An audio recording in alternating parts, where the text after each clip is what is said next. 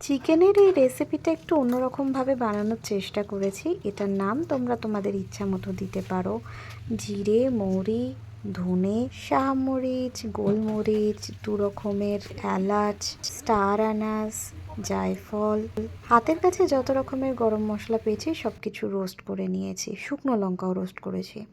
করে নিয়ে ম্যারিনেশন করেছি দই, ওই মশলাটা, একটু নুন, একটু লঙ্কা গুঁড়ো আর একটু সর্ষের তেল দিয়ে।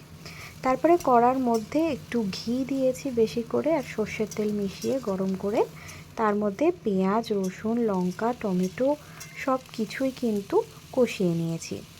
নুন দিয়েছি যাতে গলে যায় জিনিসগুলো, একটু হলুদও দিয়ে দিয়েছি। এইভাবে সব জিনিসগুলোকে কষাতে থেকেছি।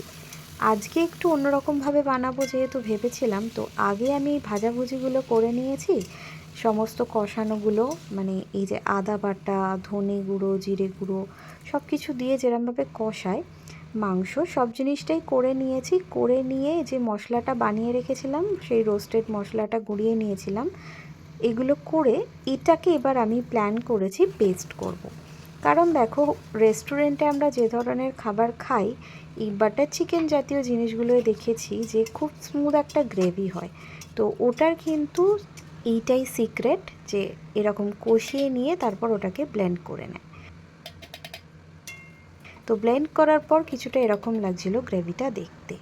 তো গ্রেভিটাকে তারপর কড়ার মধ্যে দিয়ে আরও একটু নাড়াচাড়া করে ম্যারিনেট করে রাখা মাংসটা তার মধ্যে দিয়ে এবার যেটা কাজ, মানে কষানো ফোটানো, সেটাই করতে লেগে গেছিলাম।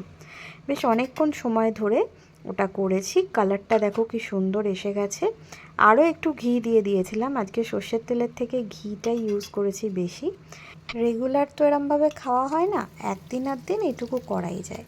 এরপর একটু ঘি গরম করে নিয়ে তার মধ্যে পেঁয়াজ, লঙ্কা, একটু ক্রাশ করে রাখা কাসুরি মেথি আর লঙ্কা গুঁড়ো দিয়ে, যেটাকে ছক বলে, সেটা বানিয়ে কিন্তু এটার ওপর দিয়ে দিয়েছি গ্যাসটা অফ করে।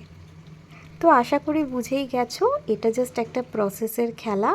অন্য দিনের থেকে জাস্ট একটু উল্টো প্রসেসে রান্না করেছি। রেসিপিটা কেমন লাগলো জানিও।